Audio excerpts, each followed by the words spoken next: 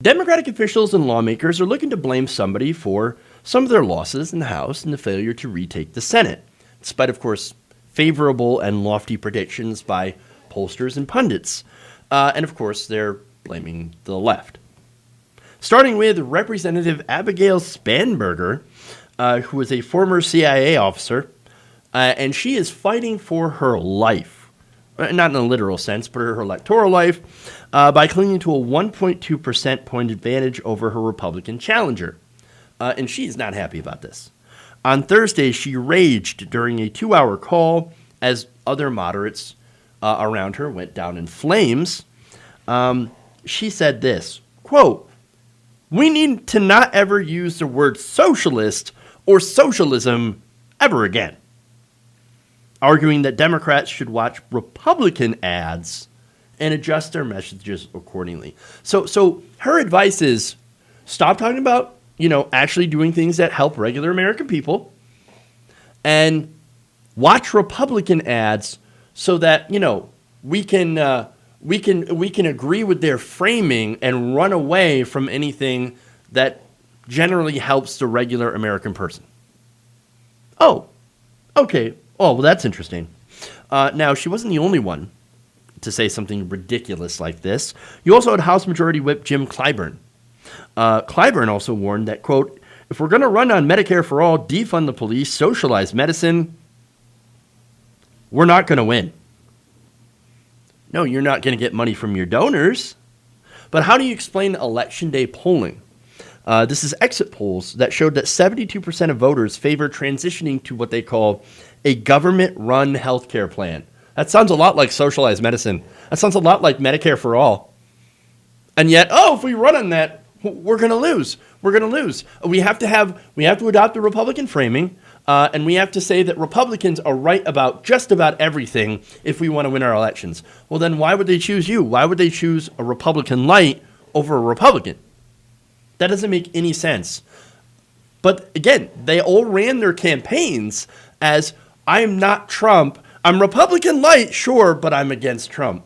And you know what? That is an absolute failure of a strategy.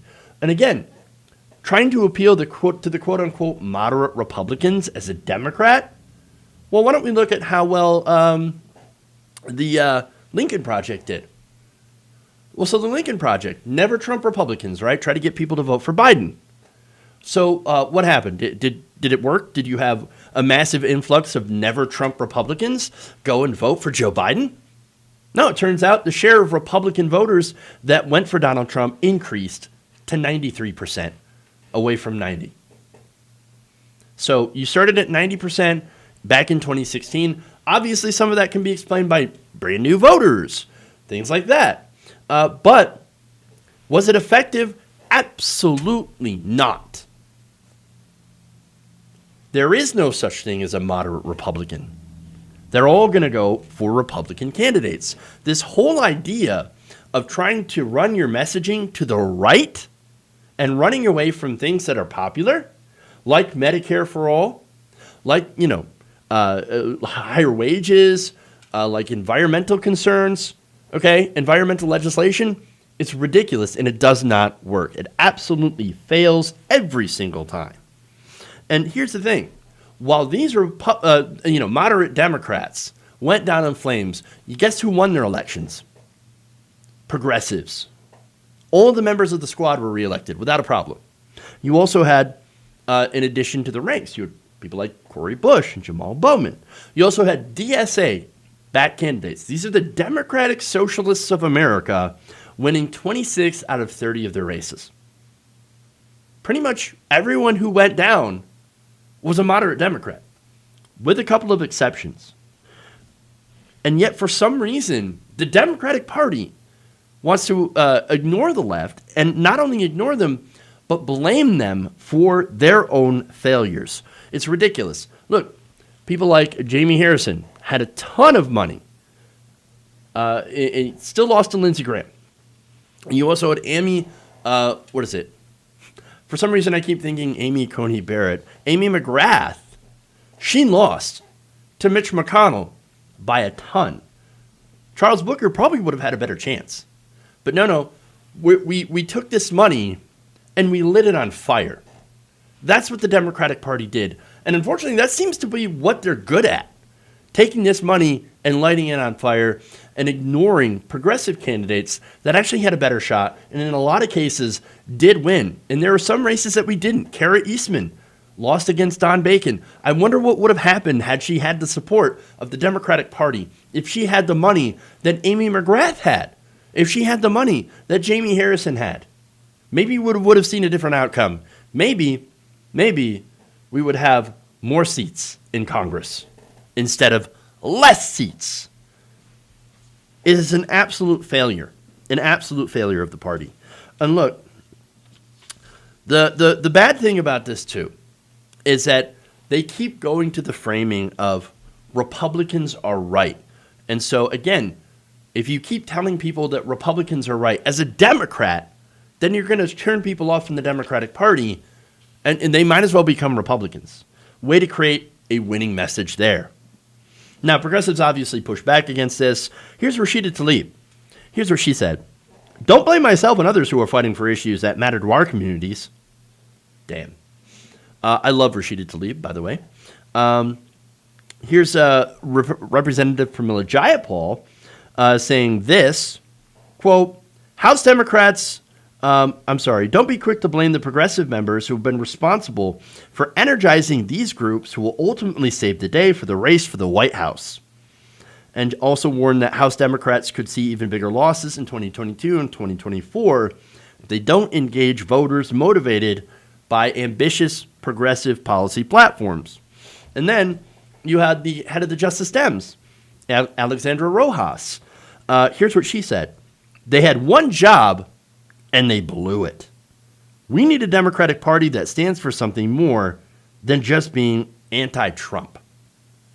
And then AOC saying, quote, there are folks running around on TV blaming progressivism for Dem underperformance. I was curious. So I decided to open the hood on struggling campaigns of candidates who were blaming progressives for their problems. Almost all had awful execution on digital, meaning that they were not focusing on social media, Facebook, YouTube, all those different ads. During a pandemic, underinvestment across the board. So a lot of these campaigns had a ton of money from the Democratic Party.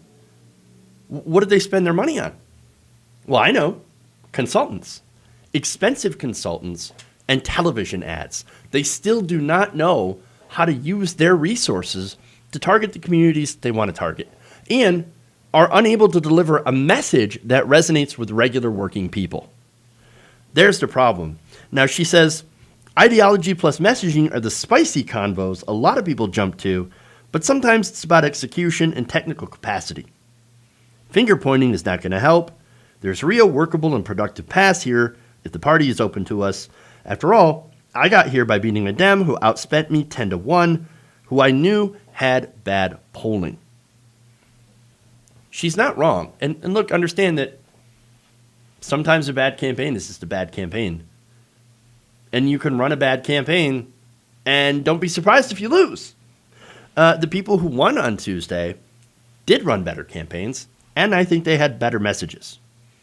And so the problem here is the party's attempt to blame the left for what happened is both sad and, of course, entirely expected. AOC won her campaign by knocking on doors, doing a massive get-out-the-vote campaign. Now, in case you're wondering, why we've got coronavirus. We can't do that.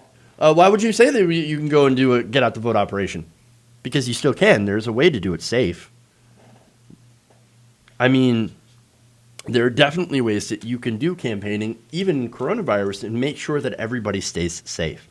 But they decided not to do that. I think a lot of these campaigns didn't really have a message. They didn't really focus on outreach. And their main message was, we're not Trump.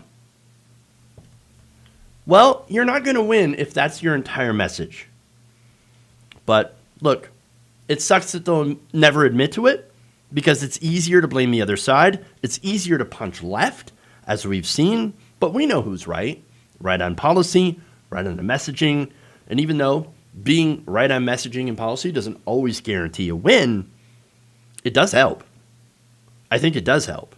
And I think it's the direction that the Democratic Party needs to go in order to stay relevant. I mean, you look at Ed Markey. He's a great example of this. Ed Markey wasn't the hugest progressive, all right?